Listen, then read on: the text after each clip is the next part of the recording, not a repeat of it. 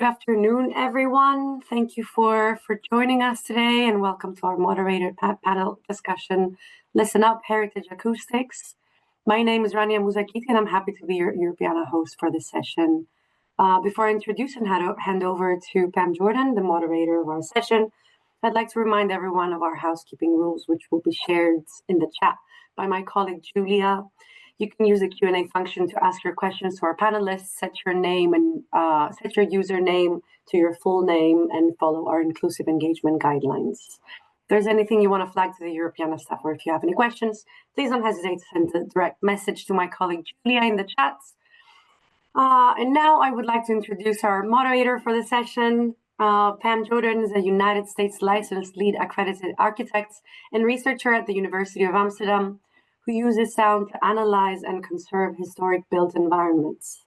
She's the founder of the Site Sounding Office, an architectural heritage consultancy in Amsterdam, and co-founder of the SHARP Network for interdisciplinary scholars and practitioners who incorporate the senses into their approaches to the past.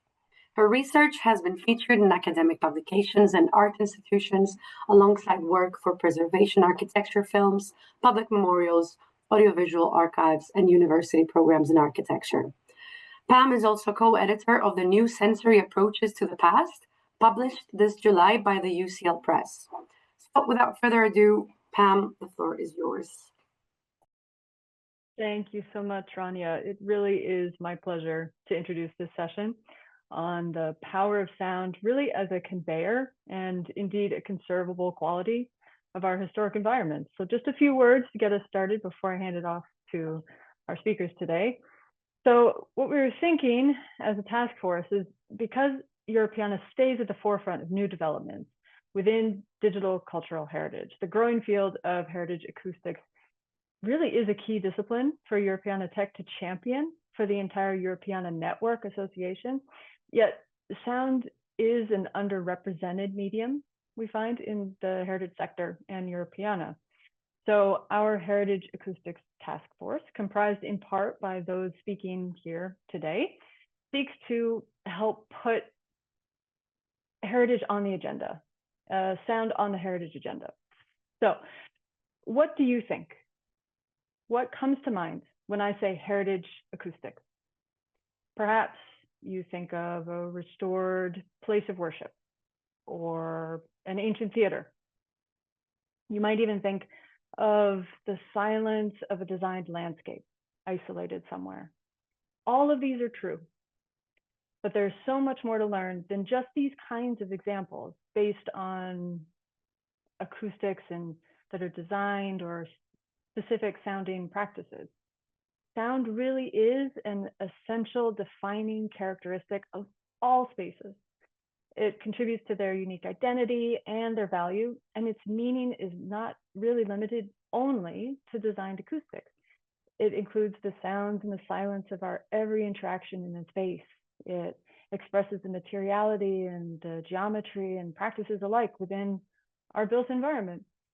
So heritage acoustics practices allows us to capture this identity and benefit from its richness in our heritage work.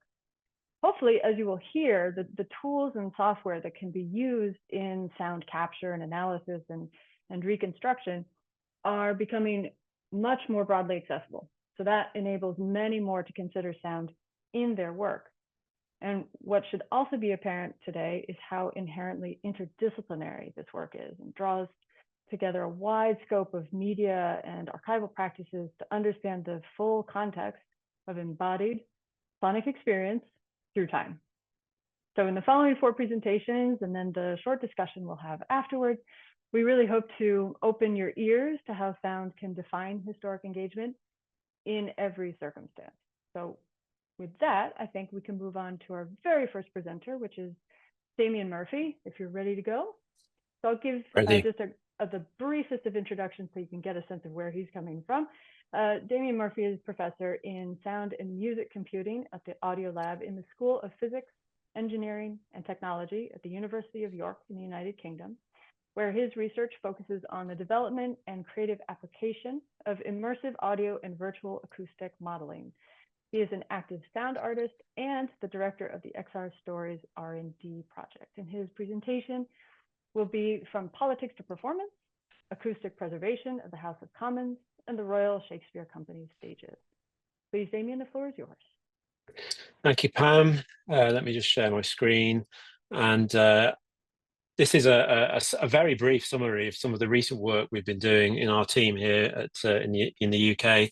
I'm speaking today, but I'm speaking on behalf of my colleagues Aglaia Fotinu, Frank Stevens, and Joe Rees-Jones, who've all contributed to this work. And one of the points that Pam talks about in terms of thinking about heritage acoustics and heritage preservation might be places of worship or places of theatre. And the first study that I'm going to consider is both of those things. It was originally a place of worship, and now it's a place of theatre, or I should say, political theatre, because it's about the House of Commons in the UK Parliament. And I also want to note at the start of this that I'm not really talking about acoustic preservation as the purpose of this work.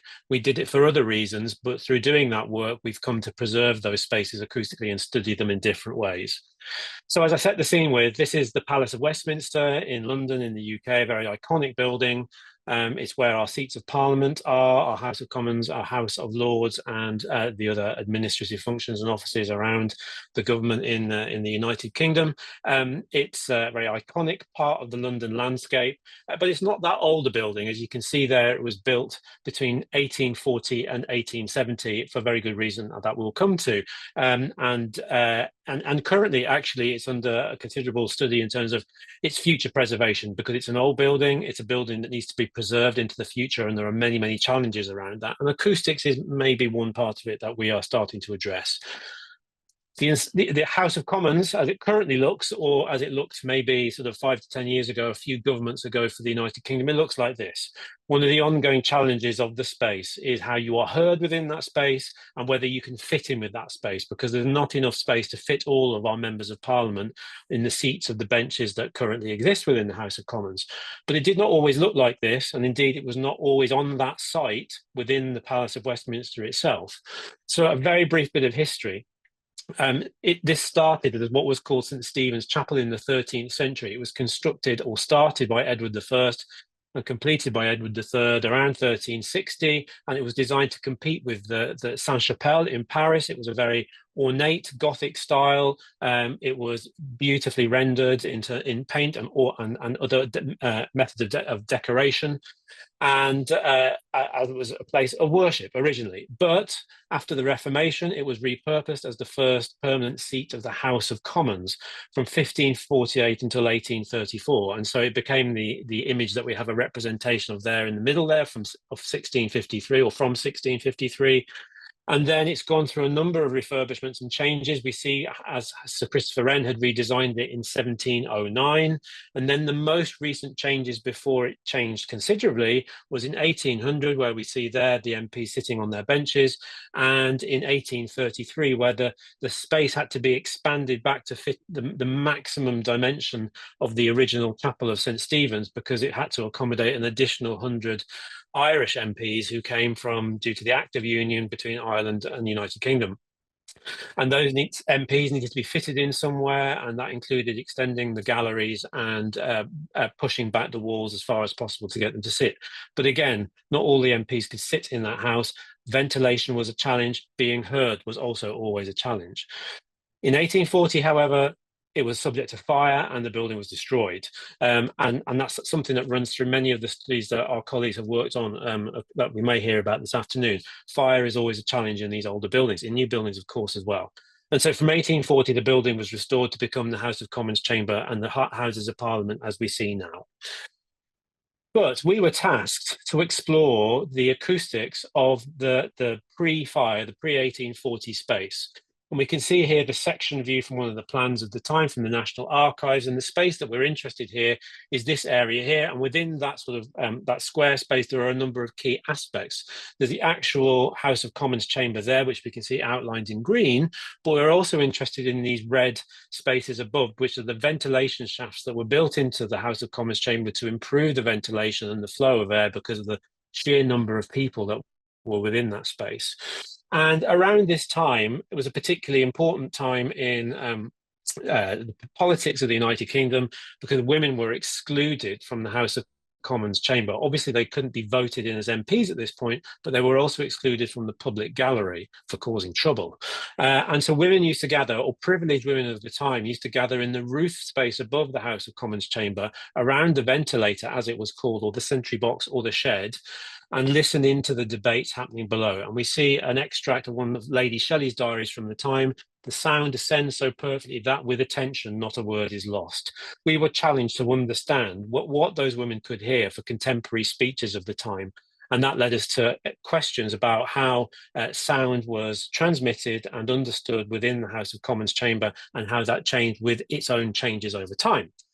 And so we built some computer models to understand what those spaces sound like. This is the 1789 chamber, which is before the Act of Union and before the 100 Irish MPs were joined into the chamber. And then we built the pre-fire chamber, which included those additional changes and extensions. And we were, again, once we had these models built, and we built them in two different applications. One was using something called Cat Acoustic, one was called Odeon. And they used slightly different acoustic modeling methodologies, and we wanted to compare and contrast the two to understand whether we had a plausible representation of that space based on the historic documents of the time that we used to help us recreate it. But of course, we can't do a comparison with the original building because it no longer exists. The House of Commons chamber, as it currently is in a different part of the the Westminster Palace. And so we went around the country taking our loudspeakers and microphones to measure the acoustics of spaces that were either similar in use or similar in their design, which included, of course, the modern House of Commons chamber, as well as other places where Parliament has sat previously, and other places of local government, including our own Guildhall Council chamber in York, which had a very similar dimension to the historic House of Commons chamber. And we used these actual measurements, and of course, as we take these measurements, we are acoustically preserving these spaces as we go, to use them to compare and contrast with our models. And using that, then we were able to explore, in particular, speech intelligibility in the space under different conditions, different numbers of MPs sitting in the House, different places of speech, different listening positions, including the place where the women were listening from the ventilator place above. Of course, there's the paper and the link if you want to go and find out more about those results.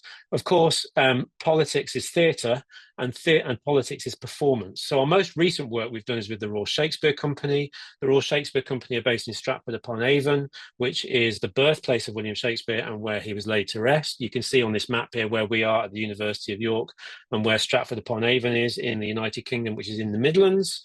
And the Royal Shakespeare Company consists of a number of spaces across Stratford, but two most beautiful modern theatres, the Royal Shakespeare Theatre and the Swan Theatre. And we were brought in to capture the acoustics of these spaces because the Royal Shakespeare Company have gone through a process of scanning, laser scanning the interior of these spaces to build what we would call a digital twin of these spaces, a visual representation of these theatres. But so we were brought in to add in an acoustic representation, an acoustic twin of these spaces. In doing so, of course, again, we're acoustically preserving these spaces, but the real reason this was being done by the Royal Shakespeare Company is for digitalization, so they can build a virtual reality version of these spaces, which they can use as part of their production preparations and their performance preparations. And at that point, I'll end things with finally saying, if you want to find out more about the spaces that we've captured and preserved, you can find that out on our open air website, which is listed there. Thank you very much.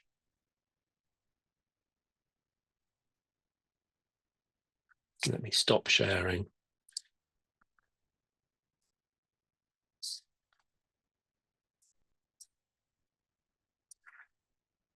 Back to you, Pam. Can you hear me? Yes. Okay, good. Damian, I still got you on there. Okay, Sarabeth, you want to fire up your presentation? I'll share a few words about where you're coming from.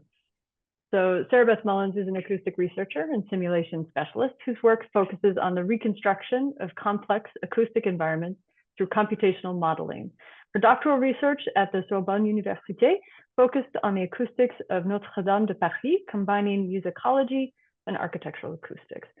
She now works at Treble Technologies in Iceland, contributing to cutting-edge tools for spatial audio simulation and virtual acoustics. And her presentation is Chant and Cathedral, Understanding Notre-Dame's Acoustic Heritage Through Experimentation. Sarabeth. Thanks, Pam. So like you said, I'm here to talk a little bit about my doctoral work. A lot of this is still ongoing. In fact, it's quite difficult to summarize 4 years of research in 7 minutes. So my apologies if we speed through this very quickly. So as a quick word of context about the cathedral at Notre-Dame, we are dealing with a historical site that has over 850 years of history in the singular building alone. However, the cathedral that we know and love today is not the first cathedral to be dedicated to the Virgin Mary that was used at the site. So if we look at this timeline here as an example, we know that around 1163, construction on the modern cathedral began, and it wasn't terminated until about 1320. And prior to this, the cathedral that was in use was much closer to a Roman basilica style building. Now, the reason this is interesting, aside from being a piece of architectural heritage, is that at the same time that this architectural development was happening on the site, a revolution in music theory was also happening, and it was being spearheaded by the musicians who lived and worked inside the cathedral's cloister. So to give you a quick example, I'll play you a piece of music from before the Gothic cathedral was built, and then we'll listen to a short excerpt of a piece of music that developed in tandem with the construction.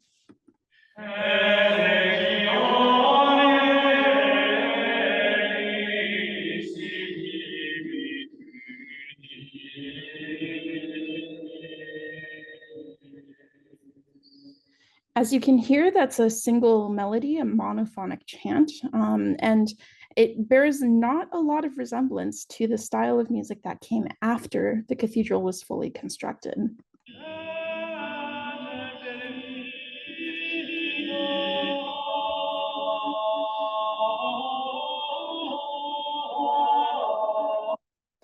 So obviously this parallel between the development of music and architecture at the site has raised some interesting questions to musicologists. So specifically, these questions can be distilled into 3 simple hypotheses. Number 1, did the architectural development of the cathedral influence its acoustics? Do the different cathedral acoustics influence the reception and performance of choirs inside the space? And what insights might this offer us into the development of an important sociological and cultural movement at the cathedral? So my doctoral work started by looking at the acoustic models of buildings at certain snapshots in the construction history, which you can see the floor plans and elevations here. And after having looked at these acoustical models, which were constructed in a similar way to what Damian Murphy presented earlier, we can draw a couple of conclusions at looking at these places. So number 1, the change in the architectural style from the pre-Gothic to the Gothic version resulted in increased early energy and lower reverberation times for listeners both inside and outside the consecrated area. And these changes in acoustic parameters that we see would be considered to be broadly favorable for the support of complex musical performance and speech intelligibility. And also, if we sort of zoom into the details of it, the acoustics of the cathedral in these periods of time seem to reflect the priorities of the original liturgical community. So at least to the first question, we can answer yes, the changes in the architecture did change the acoustics. But of course, changes in an acoustic are one thing, but changes in a cultural heritage or a cultural legacy is something else. So one of the ways that I went about trying to answer the question of did the music itself and the performers, were they influenced by these changes, was to run a series of listening tests. One was a smaller pilot study with medieval music specialists who were listening to recreations of this musical performance within the various acoustical conditions of the past, and then a more general study with musicians who were maybe not so specialized in medieval music who took the same test. And sort of the general results of these conversations or of these listening tests is that the specialists found the pre-Gothic church to be less suitable for the performance of all musical styles. In particular, the two models of the cathedral most closely associated with the largest developments in musical style seem to be more suitable in comparison to the pre-Gothic period.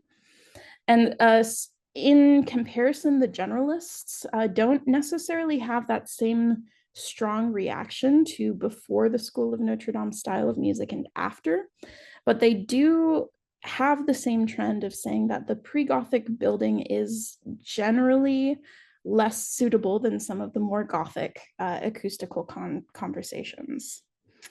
So what we can see from the results of this particular study is that there's a small to moderate improvement in passive listeners who are receiving and understanding these musical styles within the quote unquote more modern cathedral. And similarly, we see a pretty strong correlation between ratings of suitability and increases in what we call acoustical clarity, which is a metric that you can analyze the recordings of the acoustics of a space with.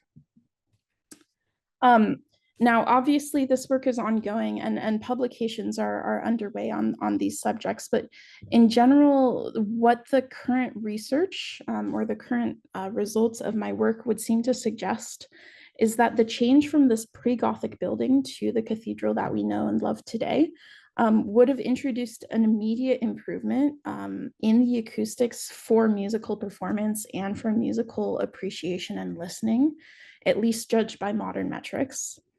And similarly, from this modern perspective, from the perspective of our listener pools, this change would have created an acoustic environment that is more friendly to the performance of the liturgical musical styles.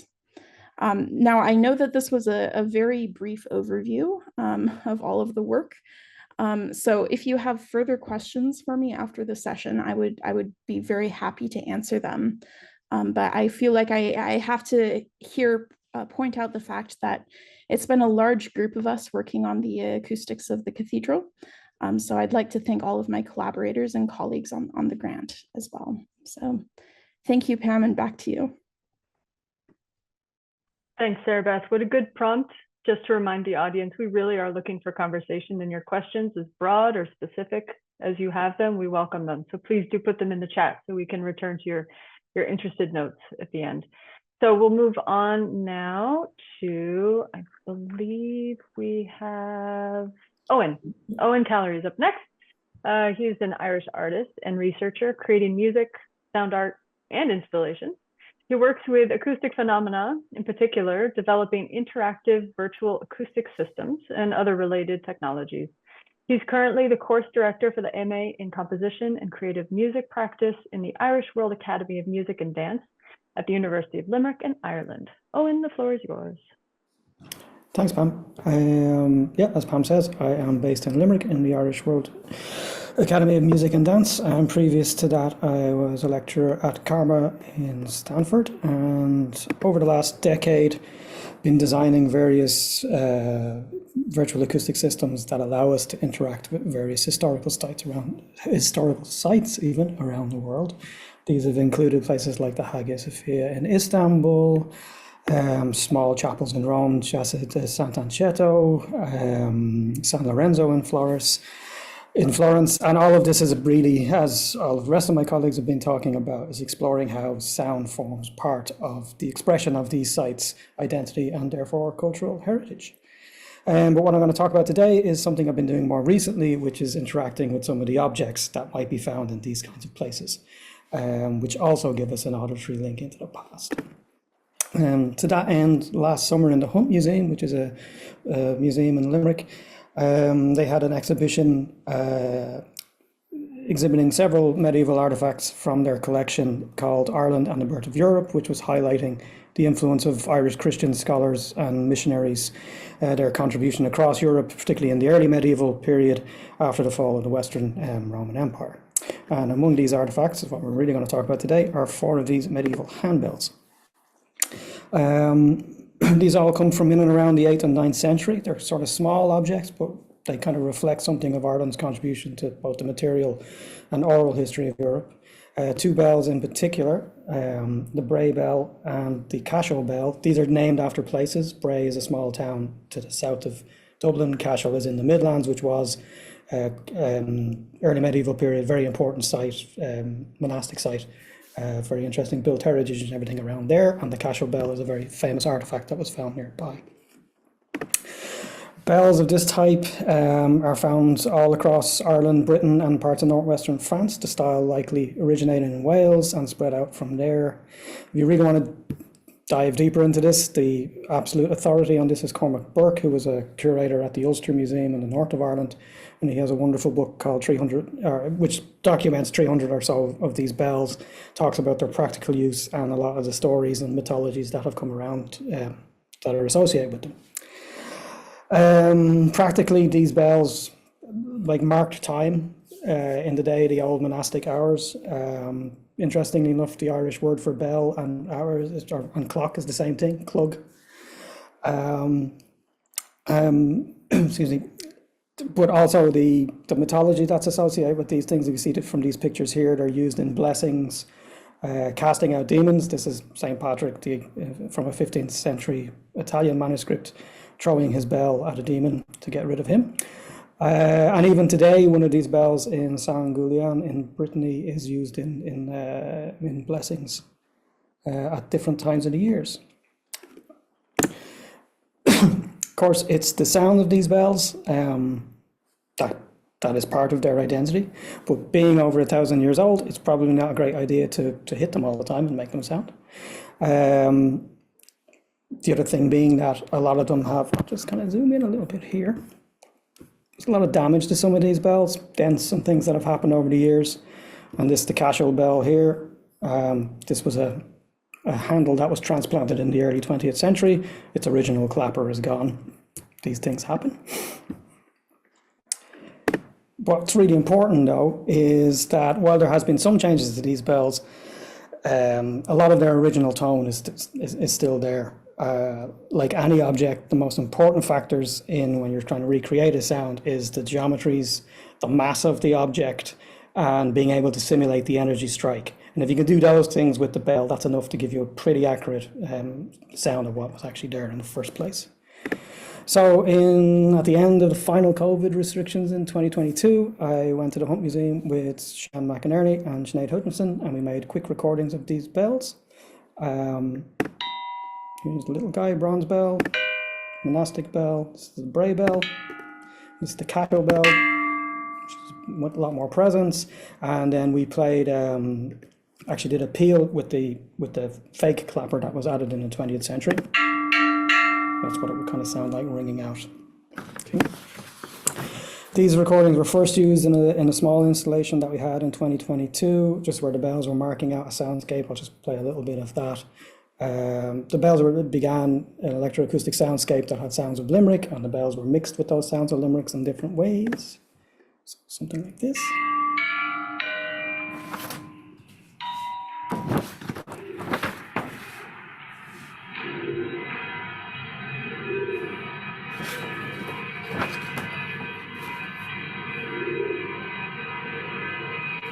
Get the idea there.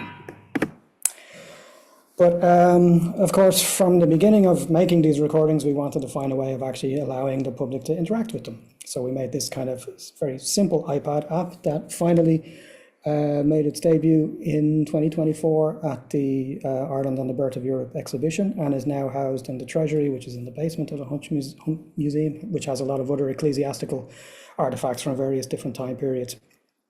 And I'll just give you a quick demo of the actual app.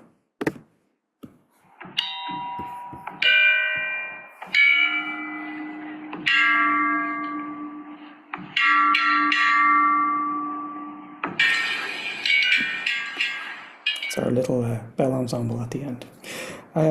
So yeah, hopefully these gives visitors to the Hunt some kind of little point of access to the actual the oral culture of early medieval Europe and Ireland in particular. So thank you. Thanks so much, Eoin. My I will stop sharing any minute now. Sorry. There you go. Perfect. So on to our last speaker before we get back to round to listening to some more bells and talking about more spaces.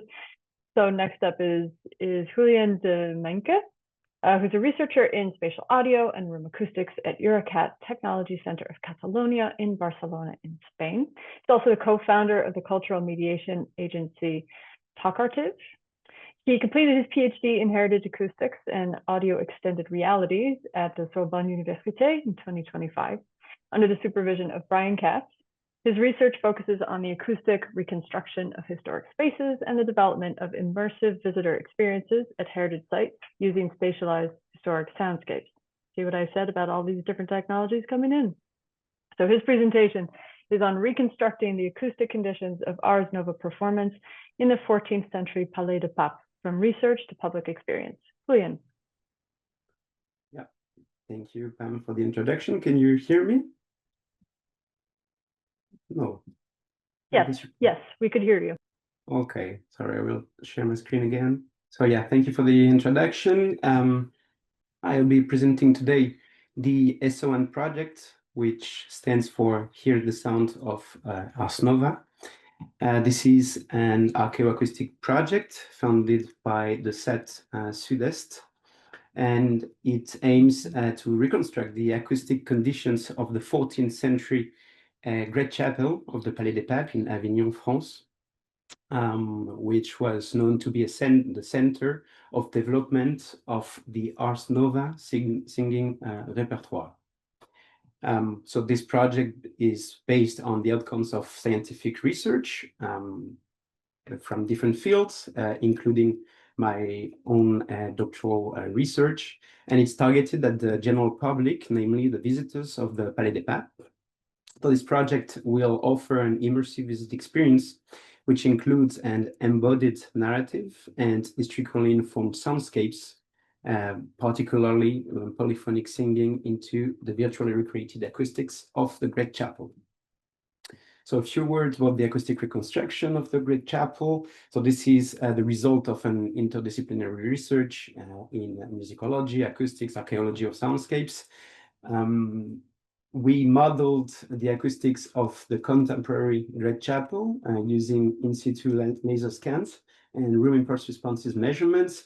And then we derived its medieval counterpart based on historical archives, describing the interior furnishing and adornment of the chapel, as well as some iconographic evidence. So whereas the modern day chapel that you can see on the left picture is essentially an empty space, the medieval chapel, and I hope this will be playing, yes, the medieval chapel was richly decorated with pieces of furniture and adornment, as it was used mainly for papal masses in the 14th century. The medieval chapel had a grid separating the nave from the liturgical choir, and this space that you can see here is called the Parcus Cantorum. This is where the cardinals and the cantors would stand, and the cantors would stand up and sing during the papal masses. Now we can see the papal throne laying down onto the northern wall of the chapel.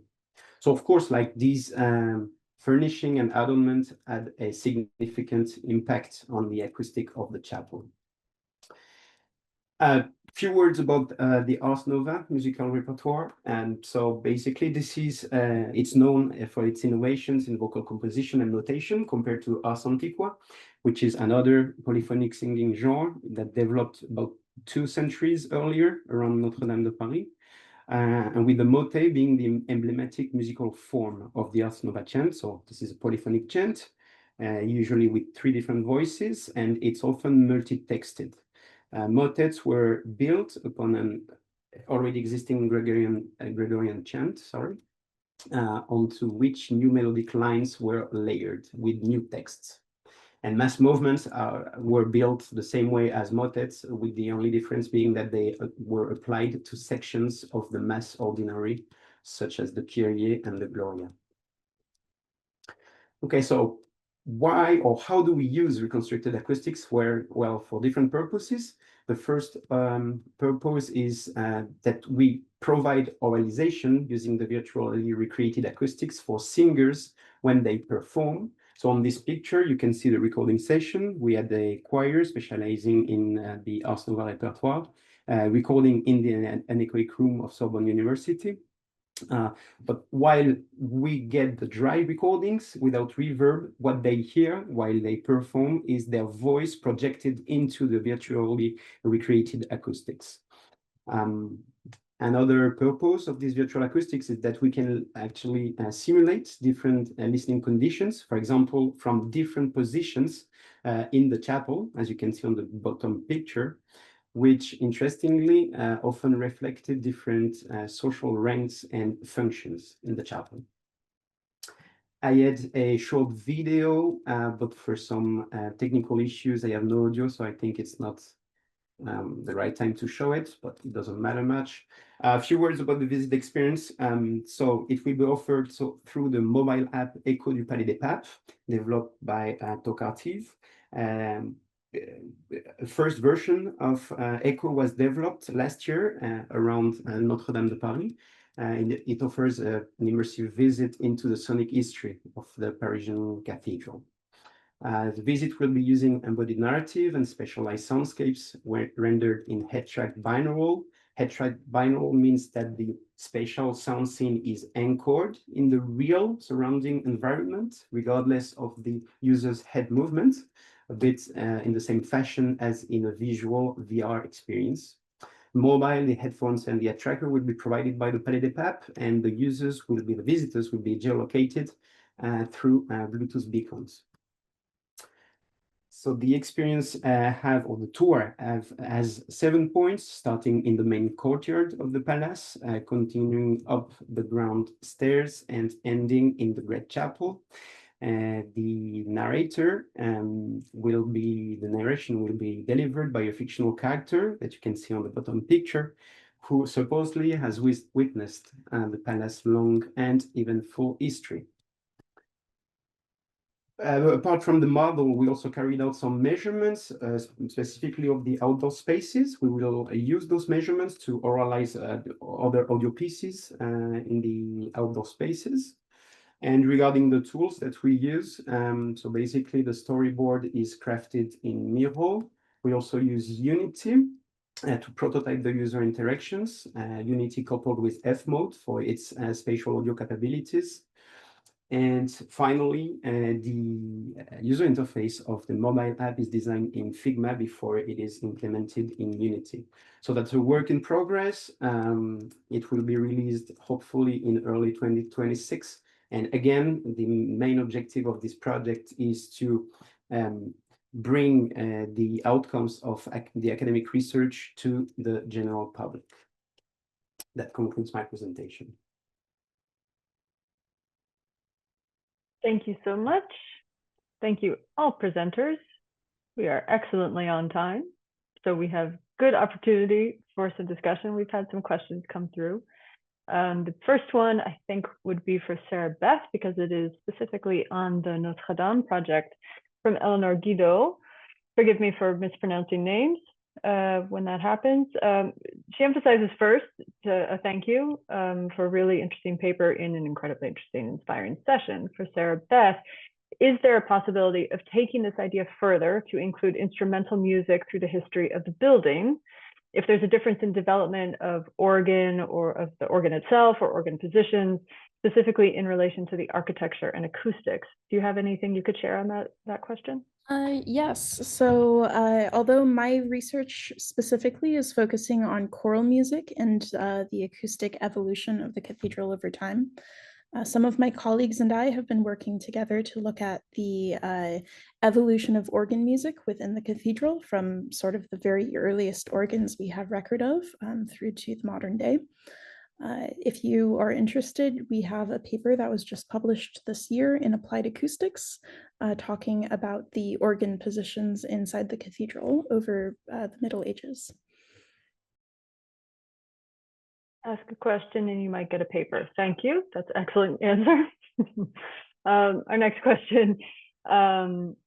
is from Jill Cousins, or Cousin, where she states that heritage acoustics really does feel like a new frontier for cultural heritage, giving a more truthful, rounded view and understanding of the past. And here's something for everyone. What ideas do all of the panelists have for getting this sense to become more mainstream for museums or libraries or et cetera? Maybe through your own projects or other projects you have an idea?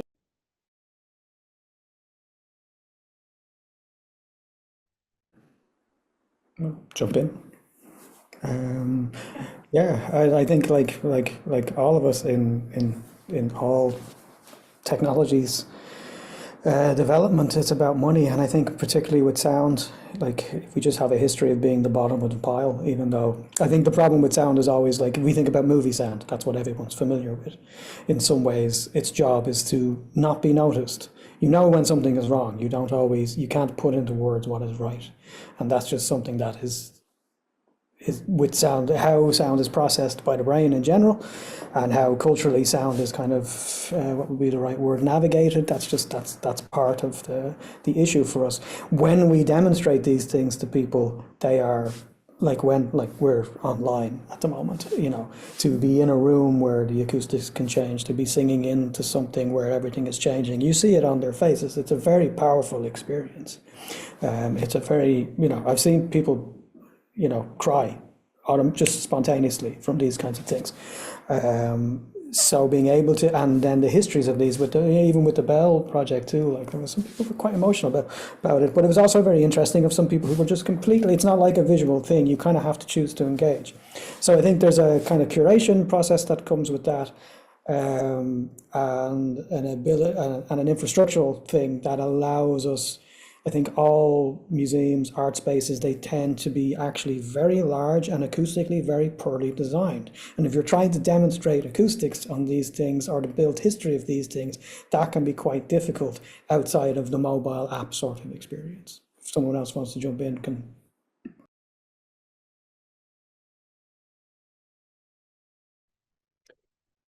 Yeah, so my view is that, usually technologies in museums, etc., use mostly images, which also can kind of illustrate, let's say, the past, for example, state of a building, etc.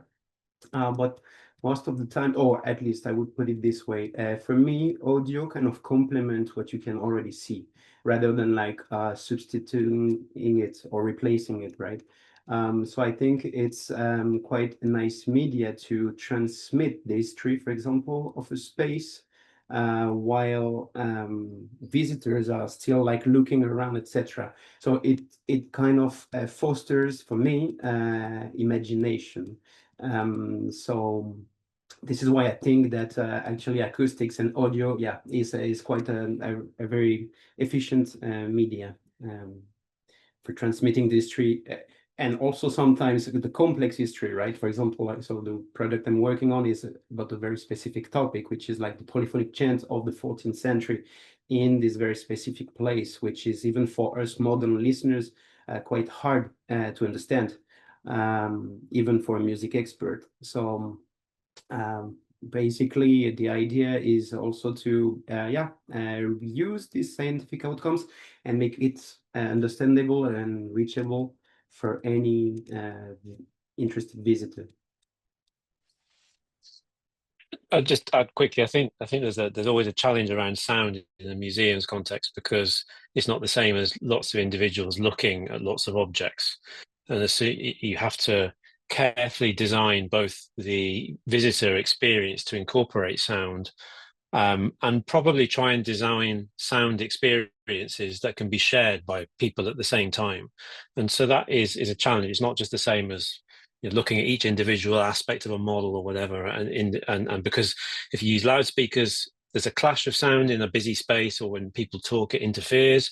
And if you put headphones up, although that's the easiest way of doing it, of course, it's a barrier then to people having to engage. They've got to actively pick up the headphones and put them on to listen to what you've designed. And so I think some of the best experiences are about designing something that's shared, that people can be in together and discuss together and experience together. But that, of course, requires, you know, floor space and careful consideration of exhibition. So it's always a challenge to build sound into good exhibitions and good museum content.